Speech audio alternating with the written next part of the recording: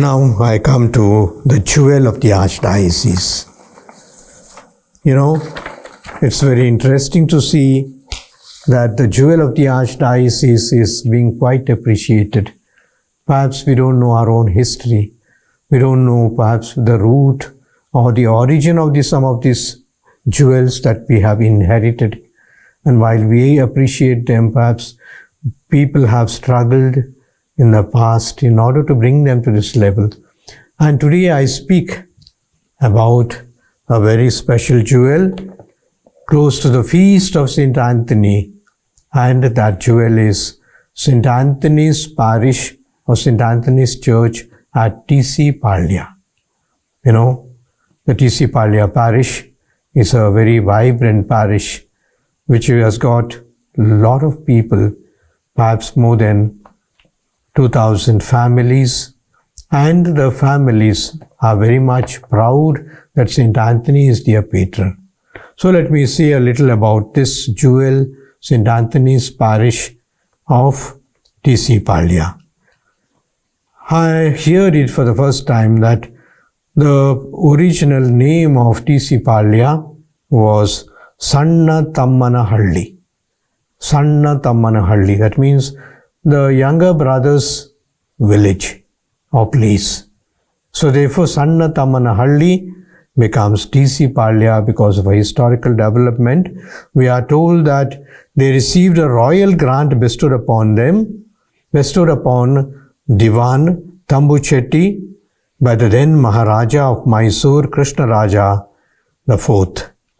Diwan Tambuchetti was an important person in the kingdom of the Mysore.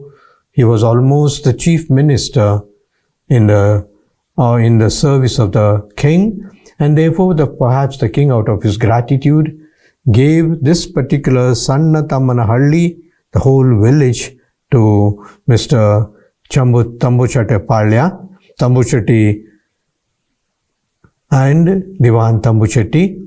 And naturally, after some time, the whole place was named after Diwan Tambuchetti, and therefore it's called Tambuchetti Palya or TC Palya. Here the village, the previous village, Sanna Tammanahalli, earlier it had a mud church, and the people relied mostly on St. Francis Xavier Church of the Cathedral. They used to come, and perhaps, though it was distant. So therefore, there are some certain functions took place there, for example, marriage, baptism, etc. But for the bigger functions, the people came all the way from there to St. Francis Xavier Church.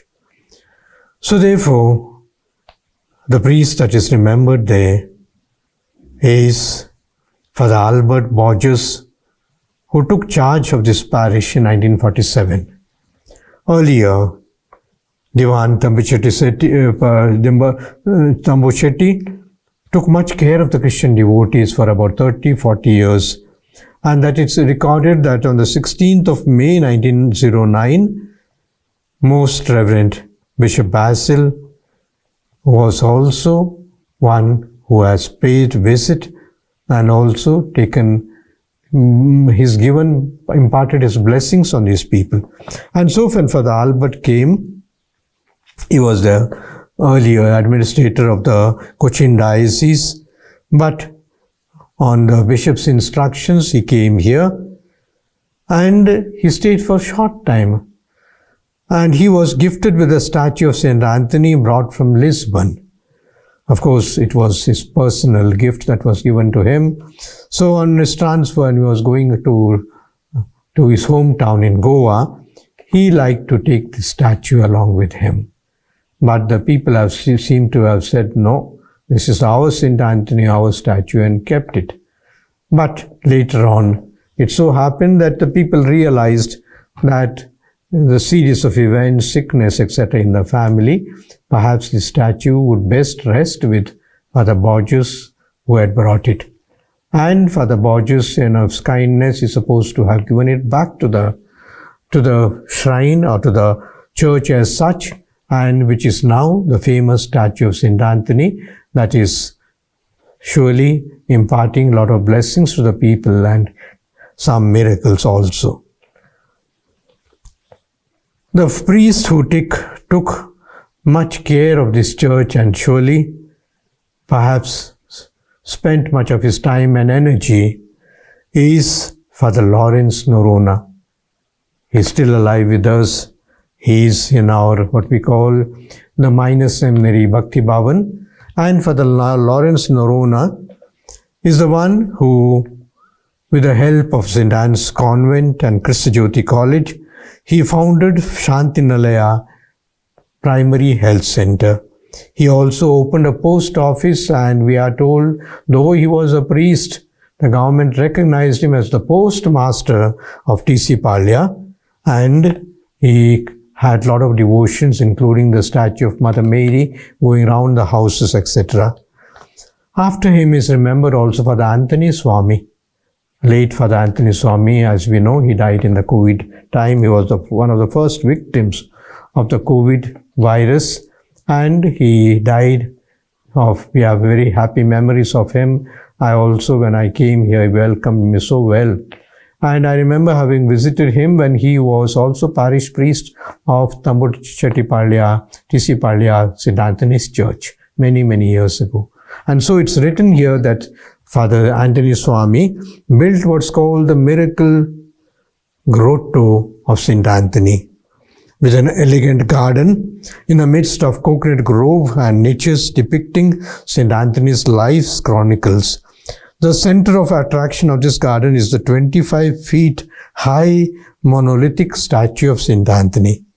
The garden is very fascinating, and there are a lot of plants, the flowers, that etc. that are very enchanting to the people who come. Of course, the climate, or rather the surrounding, is very salubrious, and there are many people who sort of visit this.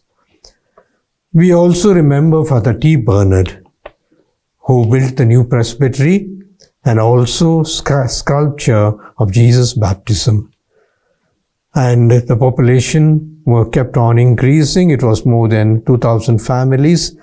And it was time for Father Mariappa, Gregory Mariappa, to build a new church. Archbishop Bernard supported him, and the present church, a beautiful church, was built to the time of Father Mariappa. Not only that, we see that the old church was modified into an adoration chapel and shrine of St. Anthony, and adoration of the Blessed Sacrament takes place here, and hundreds of people are devotedly attend the benediction and the blessing of the Blessed Sacrament that is taking place there. And the present priest is Monsignor C. Francis. Ever since 5 years, he has been working miracles, small miracles, not only those miracle park that we speak of, or perhaps sharing of the bread to the devotees of St. Anthony, but also many other things that he has done there. He has renovated the presbytery, the cemetery, lands have been acquired and perhaps beautified. And so more and more people have decent burial for graves, at the same time Eucharist in the cemetery itself. And therefore, perhaps we have to also acknowledge the talent of Monsignor Francis for doing great things in great churches. I have noted here that this parish has got a lot of vocations. There were 13 priests and 4 seminarians are studying now. So almost 17 priests will be from this parish.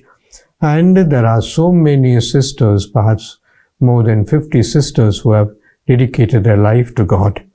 And as regards the families that attend the marriages, we are told that since 1937, the marriage register has recorded almost 2,000 marriages that have taken place. And the graveyard is also a beautiful place for the dead that we can think of.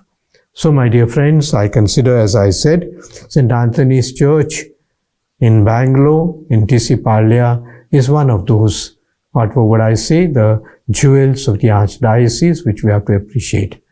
I thank you very much. I will be going around, as I said, some more places in Italy and Europe.